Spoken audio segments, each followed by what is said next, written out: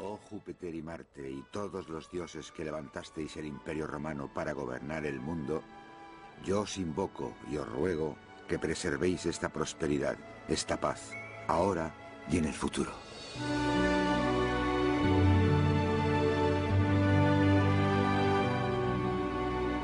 En el año 14, plegarias como esta se oían por los vastos dominios gobernados por Roma. Porque en ese año, el imperio se hallaba al borde del abismo. Había muerto el emperador Augusto. Augusto había sido una figura imponente. Acabó con un siglo de guerra civil. Presidió 40 años de paz y prosperidad internas y tuvo la visión suficiente para forjar el poder que mantuvo unido al imperio. Pero la paz de Augusto se cobró su tributo. Al término de su vida, después de haber gobernado como un monarca y fundado una dinastía que estaba agobiada por las tensiones, Augusto había eclipsado al Senado. Sus herederos, Tiberio, Calígula y Claudio, fueron hombres que gobernaron Roma durante años de terror político, locura imperial y asesinatos. Por otra parte, en la lejanía había nacido una nueva religión que un día engulliría el mismo imperio. Los años que siguieron fueron años de aflicción que pusieron a prueba la resistencia de súbditos y ciudadanos, soldados y esclavos, los hombres y mujeres del Imperio Romano en el siglo I.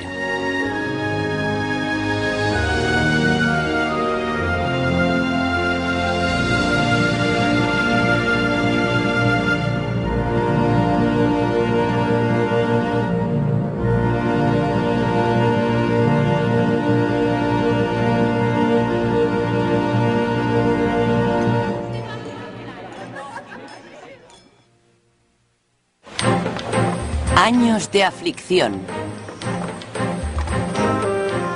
¡Qué milagro! Ahora podemos navegar hasta Hispania en tan solo 4 días. Llegar a la Galia en 3 días. Y podemos alcanzar África con una brisa suave en solo una noche. A medida que iba transcurriendo el siglo I, los observadores no cabían en su asombro al ver que cada vez el mundo se hacía más pequeño. Es increíble. Pero incluso Egipto está a solo 7 días de viaje. El imperio que Augusto había dejado tras él era mucho más que una colección de tierras conquistadas. Constituía una sociedad extensa con un comercio activo y frecuentes viajes. En el año 14, las gentes de lo que hoy en día es Francia, Turquía, Siria, Grecia, España y el norte de África formaban parte de Roma.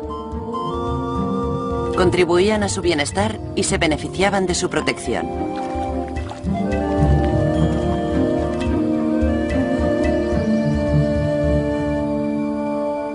Pero a la muerte de Augusto, la familia de Roma también incluía algunos miembros problemáticos. Egipto, conquistado unos 45 años antes, seguía siendo una tierra exótica con un poder inquietante. Judea, añadida medio siglo antes, era un polvorín. Y en Germania, las tribus locales se resistían a ser plenamente romanizadas. Y estaba Britania. Julio César había proclamado orgullosamente que la isla formaba parte del imperio, pero no era así totalmente. A la muerte de Augusto, Britania seguía desafiantemente fuera de su alcance.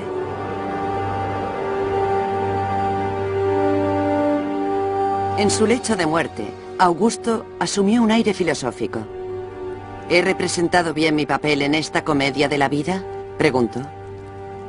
La respuesta, un rotundo sí.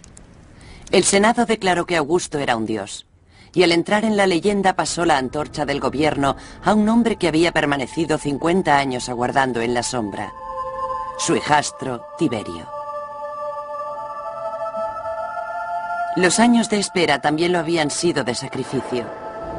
Tiberio había estado felizmente casado, pero se había visto obligado a divorciarse de su mujer para contraer matrimonio con la hija del emperador. Tiberio acató la orden de Augusto, pero sus biógrafos nos dicen que ya nunca volvería a ser el mismo. Tiberio había amado a su esposa. Después del divorcio, lamentó haberla apartado y la angustia se apoderó de su alma. La única vez que la vio, la observó con ojos tan desorbitados que se designó a un oficial para impedir que se acercara a él.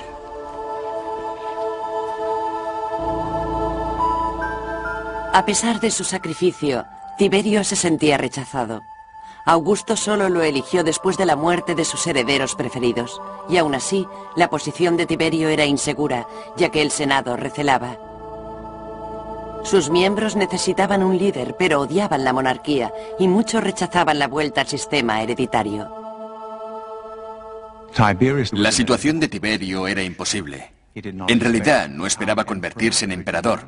No era la primera elección de Augusto. Tampoco era Augusto. No había tenido los éxitos de este. Las negociaciones de sus funciones, con relación a aquellos que eran sus iguales, fue muy difícil. En la Cámara del Senado se palpaba la tensión mientras se leía el testamento de Augusto. Tiberio se movió con cautela al reclamar su legado, y no se manifestó con claridad. ¿Tiberio asumirá plenos poderes imperiales?, preguntaron los senadores. No, respondió él. ¿Qué rama del gobierno controlarás?, preguntó un senador. Tiberio permaneció en silencio. ¿Cuánto tiempo seguirá Roma acéfala?, demandó otro. Claro que Tiberio quería el poder. La excusa para comportarse tal como lo hizo era que así lo había hecho Augusto. Intentaba parecerse a él con todas sus fuerzas. Augusto había conseguido el poder rechazándolo, y Tiberio creía que debía hacer lo mismo. Pero, curiosamente, de alguna forma sutil, y se equivocó. Rechazó demasiado. No convenció a nadie de que su negativa era genuina. Y con ello despertó resentimientos. Mientras Tiberio intentaba torpemente definir su papel, fuera de Roma se produjeron unos acontecimientos de resultados nefastos. Llegó un mensaje de las provincias. 2 ejércitos de la frontera norte se negaban a obedecer órdenes. Había empezado entre las legiones de las actuales Hungría y Austria, a 10 días de marcha de Roma. Un soldado descontento manifestó la amarga realidad de la vida en el ejército. Y montando una tribuna de tierra, avivó el fuego del resentimiento. Hombres viejos que están soportando 30 y 40 años de servicio, muchos de ellos incluso, han perdido alguna extremidad. Y a pesar de ello, no terminan licenciándose, siguen haciendo el mismo trabajo con otro nombre. Y si por casualidad alguno sobrevive, es arrastrado hasta los confines de la tierra y se le paga con una ciénaga o con una ladera montañosa estéril. Por Hércules, la vida en la legión es brutal y no reporta ningún beneficio. Gradualmente las quejas fueron haciendo mella. Los soldados empezaron a mostrar sus cicatrices. Algunos se dedicaron al pillaje. Asesinaban a los oficiales. Y con las palabras desafiantes resonando en el aire, la rebelión iba ganando fuerza. ¿Por qué tenéis que obedecer como esclavos? ¿Cuándo os atreveréis a exigir la recompensa si no es con un nuevo y vacilante emperador?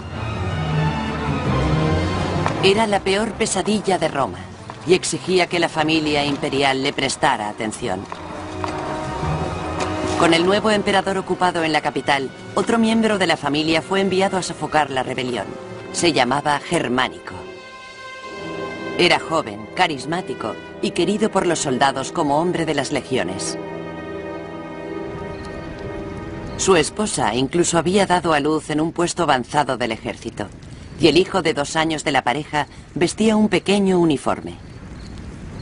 Los soldados le llamaban Caliga, que quería decir botita, y de ahí Calígula. El muchacho era el favorito de los legionarios romanos, su mascota imperial.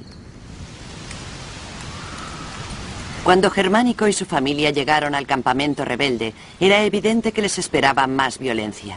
Su vida corría peligro. Germánico consultó con sus consejeros.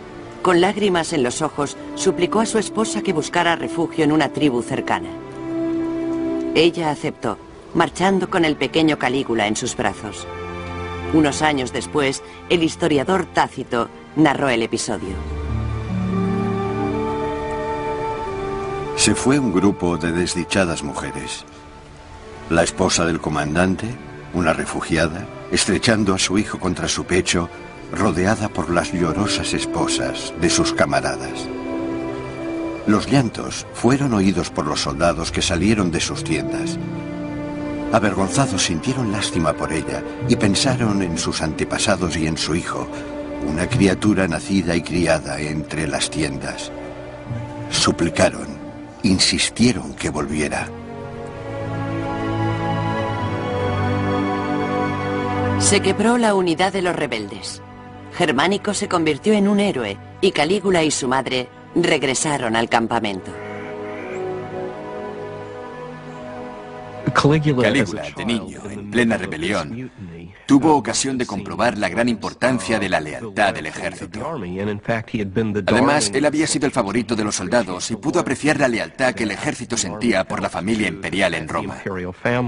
Y también pudo ver lo que ocurría si no se satisfacían las aspiraciones de los soldados. No mantendrían su lealtad.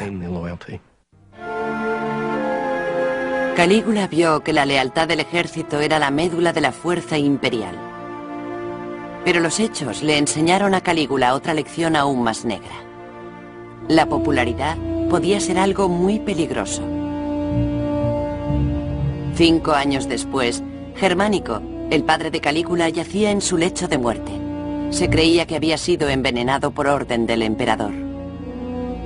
Tiberio insistió en que no había participado en la muerte de Germánico, pero tampoco lloró su muerte, ya que sabía que los favoritos del pueblo podían ser tan peligrosos como las rebeliones del ejército y la supervivencia exigía una vigilancia brutal. Gobernar Roma, reflexionaba Tiberio, es como coger a un lobo por las orejas. Esa realidad acechó a la familia imperial durante generaciones.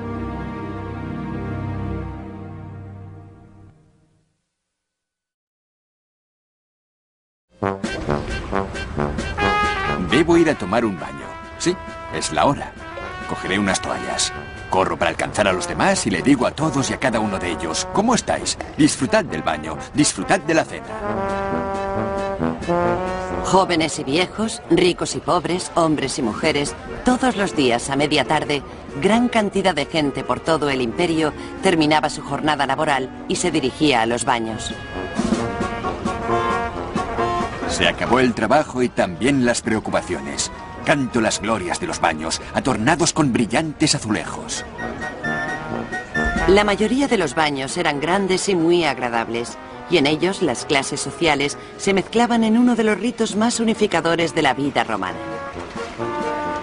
Incluían zonas al aire libre para la práctica de ejercicios, puestos para la venta de comida y ruidosos sirvientes que ofrecían cualquier servicio. Me moriría si el silencio fuera tan necesario para estudiar como dicen. Vivo justo encima de la casa de baños. El filósofo Séneca consideraba su casa de baños con una mezcla de sentimientos encontrados. Imagina todas las voces odiosas que oigo. Cuando los hombres musculosos hacen ejercicios con sus pesas de plomo, oigo sus quejidos y su respiración entrecortada. O cuando entra alguien para que le den un vulgar masaje, oigo los golpes de las manos en la espalda. Y a eso añade los que saltan a la piscina con gran estrépito. Además de ellos, que por lo menos hablan normalmente, imagina los que arrancan los pelos, siempre gritando para atraer a algún cliente, y nunca se callan, excepto cuando hacen llorar a otro. Después de pasar varias horas en ese turbulento ambiente, los romanos acomodados volvían a su casa para terminar la velada con sus amigos. Los menos privilegiados se reunían en puestos de la calle. Pero todos los romanos disfrutaban de los rituales de la noche como un elemento esencial de la vida. Los baños, el vino y el sexo echan a perder nuestro cuerpo. Pero ¿qué hace que la vida merezca vivirse si no es el sexo, el vino y los baños? Lejos de la curiosidad pública, el primer sucesor de Augusto vivía sumergido en la melancolía.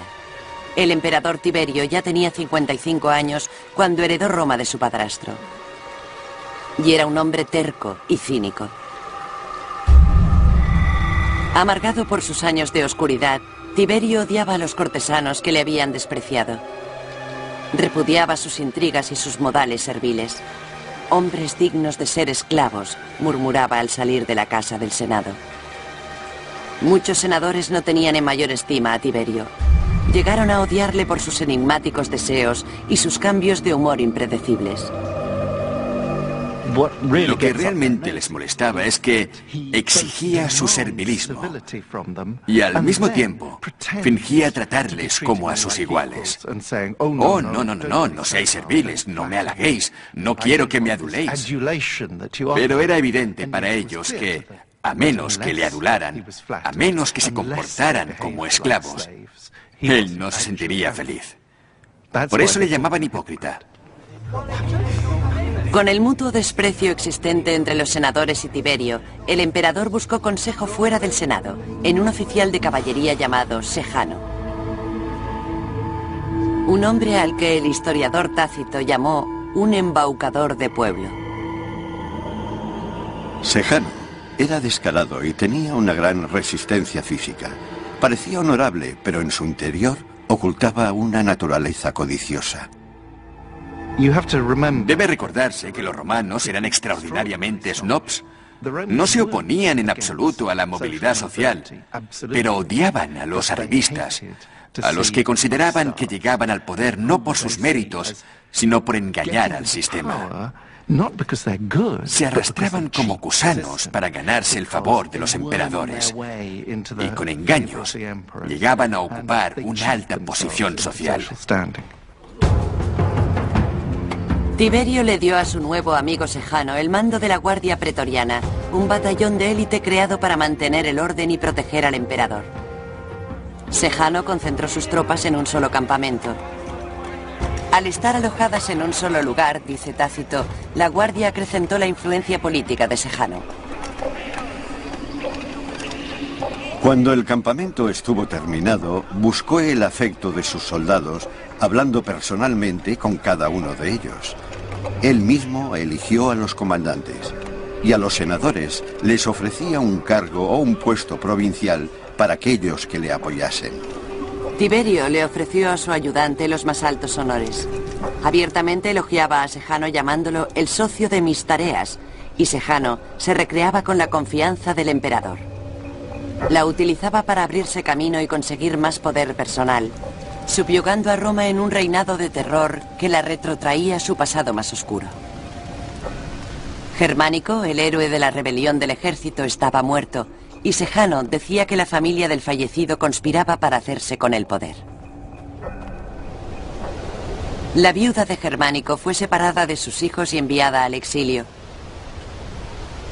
En Roma, el joven Calígula se libró de la represalia, pero sus hermanos mayores corrieron peor suerte. Suetonio describe su destino. Ambos fueron juzgados por traición y condenados a muerte.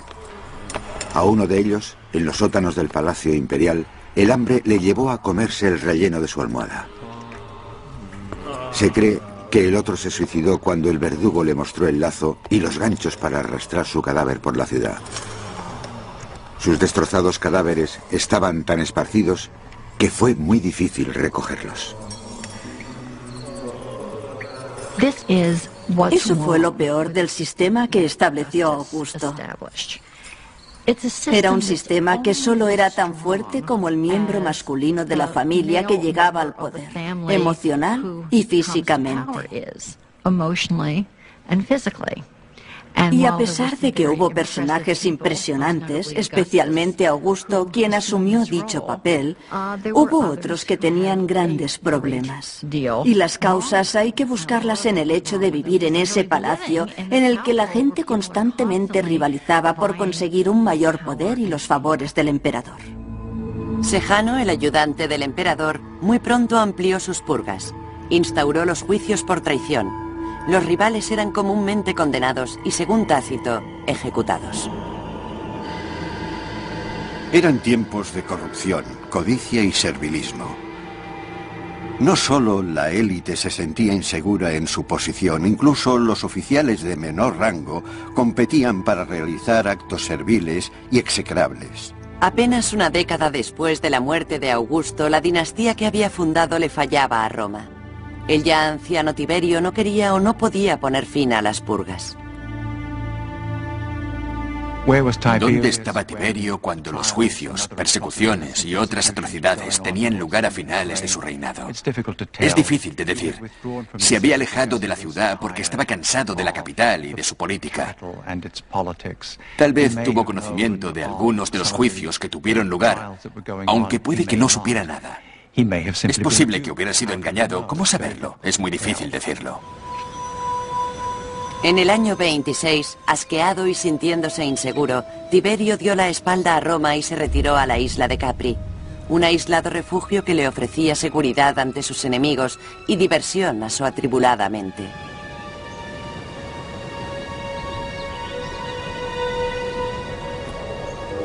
Una vez en Capri, preparó salones para sus deseos más depravados.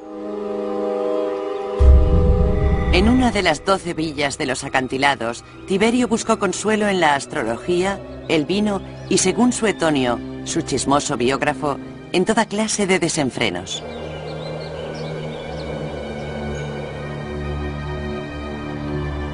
Se procuraba grupos de chicas y chicos conocidos por su inventiva sexual. Realizaban sus depravados actos ante él para despertar su dormido deseo. Decoró las habitaciones con pinturas eróticas, estatuillas y pornografía egipcia, para que supieran lo que se esperaba de ellos. Solo Sejano podía acceder regularmente al recluido emperador. Después de la muerte del único hijo de Tiberio, solo Sejano gozó de la confianza del emperador. En Roma asumió todos los poderes de su patrón ausente y gobernó con creciente autonomía. Parece que Sejano pretendía usurpar todo el poder del emperador. Sejano había maquinado claramente para ocupar el lugar del emperador. No hay duda alguna. Y había orquestado campañas contra miembros de la familia imperial. Es muy difícil saber cuál fue la causa de su ruina, porque no tenemos ningún relato completo de los hechos. En el año 31, los acontecimientos dieron un giro sorprendente. De repente, Sejano perdió el favor de Tiberio y este acogió a Calígula, el único miembro superviviente de la familia imperial. Tiberio llamó a Calígula a Capri. Luego envió un mensaje secreto al Senado condenando a Sejano.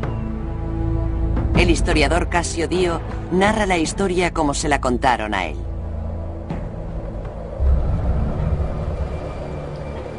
Al amanecer, el agente del emperador subió por la colina donde el Senado estaba reunido en un templo de Apolo. Encontró a Sejano fuera. Le consoló con mentiras, diciéndole que estaba a punto de ser nombrado sucesor del emperador. Exaltado, Sejano entró corriendo en el templo. Mientras el agente del emperador desaparecía discretamente, la carta de Tiberio estaba siendo leída en voz alta. Línea tras línea condenaba a Sejano. Lentamente los senadores se fueron alejando de él. El presidente del Senado llamó a Sejano, pero este no obedeció porque nunca había cumplido órdenes. Fue llamado una segunda y luego una tercera vez. Luego, el presidente le dijo: Sejano, ven aquí. Este respondió desconcertado: ¿me estás llamando a mí? A él, a quien habían adorado, ahora ordenaban su ejecución. Sejano fue estrangulado y su cuerpo arrojado al río Tíber. En una época de emperadores, la violencia era el único recurso de los ofendidos y la brutalidad acechaba muy cerca de la superficie. Lo que podemos deducir de la caída de Sejano es que nadie estaba seguro en la corte. Era una forma de gobierno reservada. Personajes sin escrúpulos perseguían el poder porque ambicionaban ejercerlo, pero nadie podía estar seguro ni controlando ese poder. El emperador podía golpear a cualquiera sin previo aviso. Tiberio continuaba gobernando desde Capri. Todos sus rivales habían sido destruidos, pero también la posibilidad de garantizar la sucesión. En sus últimos años, Tiberio, cansado y distante, sabía que su único sucesor con vida era Calígula.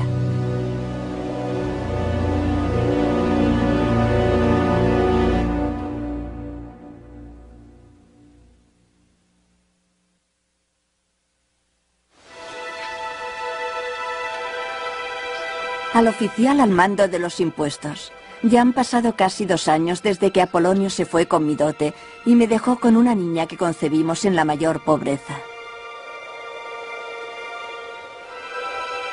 A pesar de que con frecuencia los emperadores se deshacían de sus enemigos políticos, millones de personas anónimas de todo el imperio llevaban una vida menos azarosa. Pagaban sus impuestos, luchaban por mantener a su familia y cuando surgía algún problema, acudían a los administradores romanos en busca de ayuda. Mi marido ha viajado en barco hasta Alejandría y allí se ha unido a otra mujer. Le ha dicho a su padre que venda nuestra casa. Ya que ni siquiera tengo para comer, te ruego que le ordenes que se presente ante ti y le obligues a devolverme la dote para cubrir las necesidades de la vida.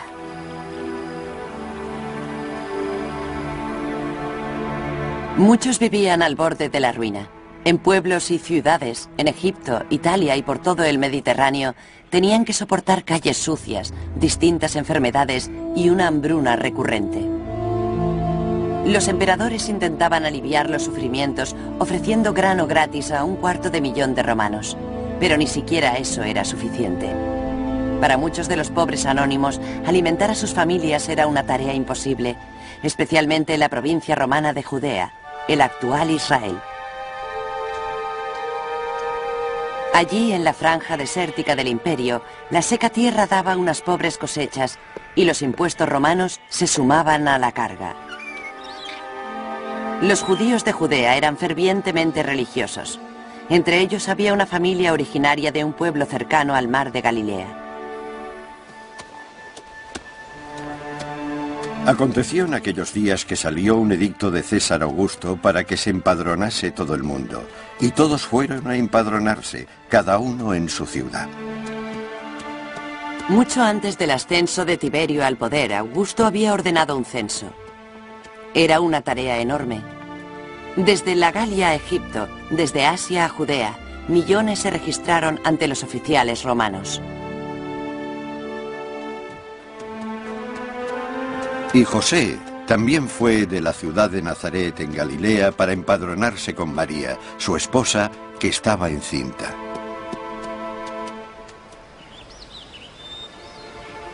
José era un carpintero judío. Si el nacimiento de su hijo llamó la atención de Roma, solo fue como un mero dato estadístico. Pero Jesús, que fue creciendo ayudando a su padre en su oficio, dejaría un legado más perdurable que el de Augusto. Un legado que fue posible gracias a la extraordinaria agitación del siglo I. En ese rincón del imperio, en ese momento de su historia, Judea era presa de la agitación. La población se había dividido en facciones hostiles. Predicadores y profetas deambulaban por la campiña atrayendo a la emocionada muchedumbre. A la edad de 30 años, Jesús se unió a uno de esos grupos y fue bautizado en el río Jordán.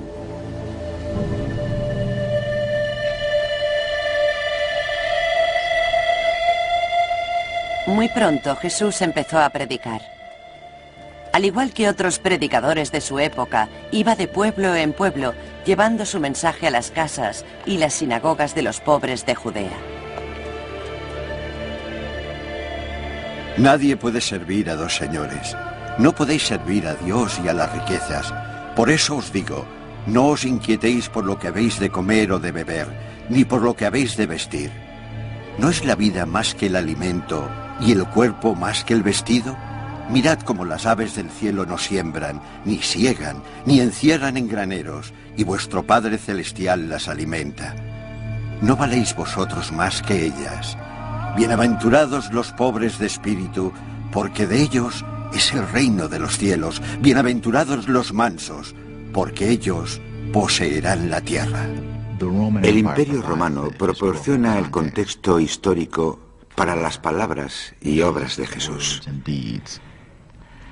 Y si no se tiene en cuenta dicho contexto, gran parte de lo que sabemos o creemos saber acerca de Jesús sería inescrutable. Jesús hablaba de la ley de Dios. Hablaba del alivio y esperanza para los pobres, los desposeídos y los desheredados. Hablaba con mucha gente que encajaba en esta descripción y les decía que Dios iba a hacer algo para remediar la situación, que Dios ya estaba haciéndolo en aquel momento. Las palabras de Jesús de un reino mayor que el de Roma cautivaban a sus seguidores. Pero la sorprendente afirmación de sus discípulos de que Jesús era literalmente el Hijo de Dios ofendió a muchos. Y sus exigentes términos amenazaban con destruir miles de años de tradición social. No penséis que he venido a poner paz en la tierra. No vine a poner paz, sino espada. Porque he venido a separar al hombre de su padre y a la hija de su madre. Incluso la gente de su propio pueblo se sentía ultrajada. Echaron a Jesús de la aldea, lo llevaron hasta un acantilado y amenazaron con tirarlo a él. Pero escapó. Su ministerio continuó avivando el fuego. Jesús decía cosas sorprendentes. Por ejemplo, a un joven que se acercó a él y le dijo: quiero seguirte, pero antes debo enterrar a mis padres. Jesús le respondió: deja que los muertos entierren a los muertos, tú sígueme a mí. Eran palabras provocadoras en un periodo en el que la responsabilidad filial de un hijo de enterrar a sus padres era fundamental. Por el año 33, Jesús viajó a la ciudad de Jerusalén con motivo de la Pascua. Se unió a los muchos peregrinos que habían llegado de todo el mundo. Peregrinos que llegaban con dinero extranjero, buscando animales para sacrificar en el templo de Jerusalén. Jesús estaba horrorizado. Él creía que el comercio profanaba el lugar sagrado. Encontró en el templo a los vendedores de bueyes, de ovejas y de palomas, y a los cambistas. Y haciendo un azote con cuerdas, los arrojó a todos del templo. Derramó el dinero de los cambistas y derribó las mesas. Y a los que vendían palomas les dijo: quitad de aquí todo eso y no hagáis de la casa de mi padre una casa de contratación. El estallido de ira enfureció a los líderes religiosos, pero lo que aún era peor, amenazaba con desequilibrar la precaria estabilidad política impuesta por Roma. Jesús fue detenido, probablemente por subversión política. Para Poncio Pilatos, el gobernador romano, la sentencia fue evidente: crucifixión. Creo que es importante considerar la historia de Jesús desde el punto de vista romano. ¿Qué significaba la crucifixión de Jesús? Significaba que justamente mediante un proceso justo se habían librado de un agitador político, un delincuente, manteniendo así la paz romana, la estabilidad y el orden social. ¿Pero qué hicieron los cristianos? Le dieron la vuelta y convirtieron a este delincuente, a quien los romanos justamente habían condenado a muerte, en su héroe y su Dios a quien adoraron. Los romanos lo entendieron. Los romanos reconocían la subversión política en cuanto la veían. La decisión de ejecutar a Jesús fue el comienzo de una religión que un día subsumiría al Imperio Romano y tendría resonancia durante milenios. Pero el hombre que ordenó la crucifixión cayó rápidamente en desgracia. La mala administración de Poncio Pilatos pronto llevó a Judea al borde de la revuelta. El gobernador romano tuvo que volver a Roma tras haber fracasado en su tarea. Sin embargo, el destino le ahorró la censura imperial, ya que cuando emprendió el camino de Roma, Tiberio falleció.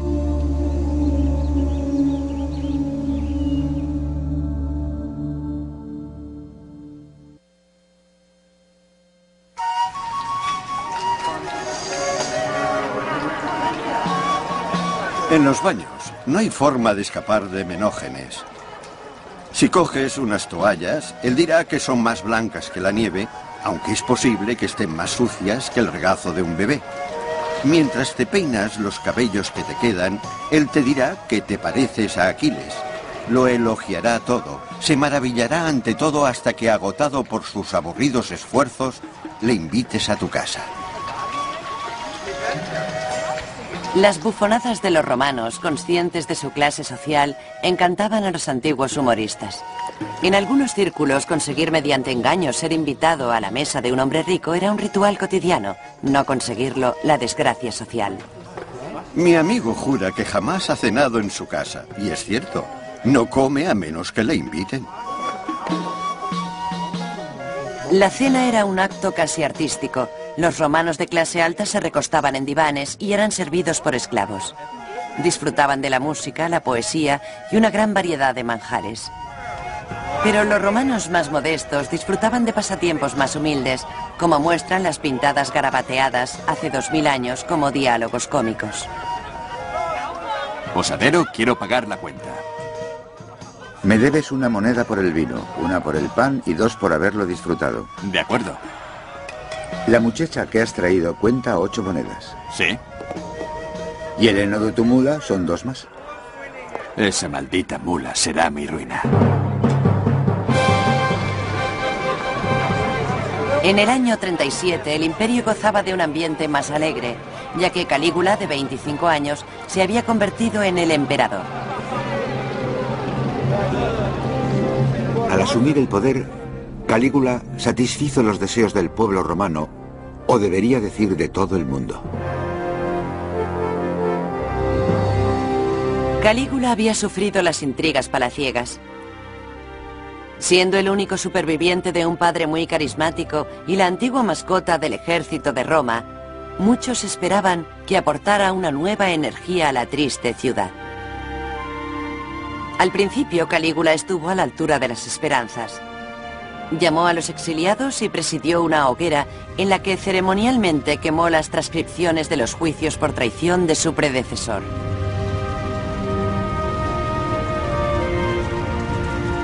Pero pronto Calígula empezó a mostrar una conducta excéntrica e inquietante. 2 años después de haber asumido el poder, condujo su ejército al norte. Cuando llegó al mar, el emperador se preparó para invadir Britania, la tierra que se le resistió a Julio César. Luego, inexplicablemente, Calígula ordenó a las legiones que recogieran conchas de mar.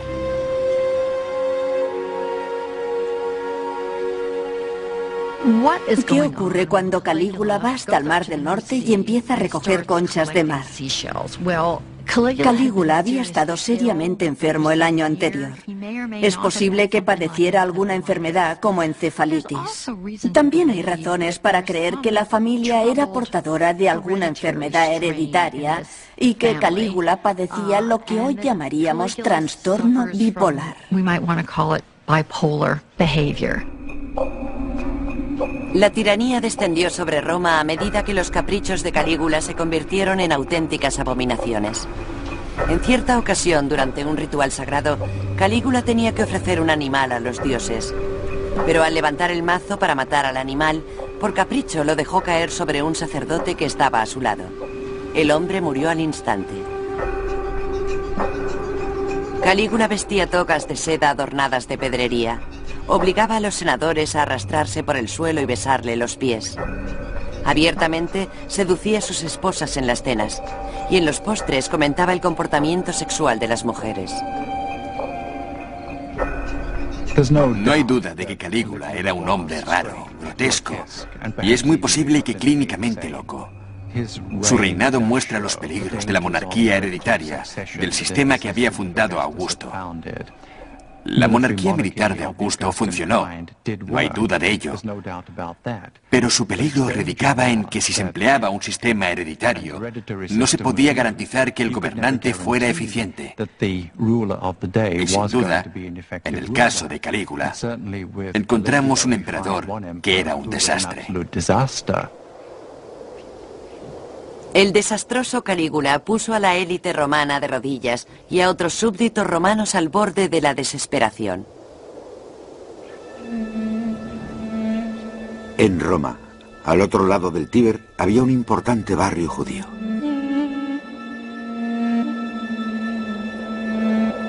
El erudito judío Filo pertenecía a una de las muchas minorías religiosas del imperio. La mayoría de los grupos, en casi todos los tiempos, habían disfrutado de una asombrosa libertad. Los judíos eran un ejemplo.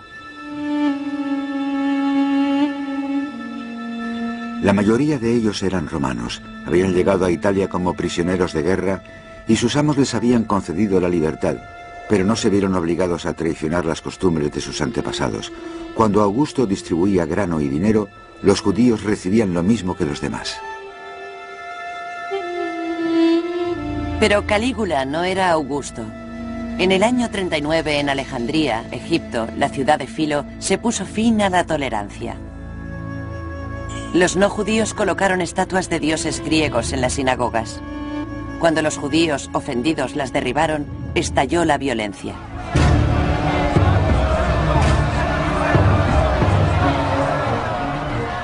La multitud nos atacó y entró en nuestras casas, echando a la calle a sus habitantes.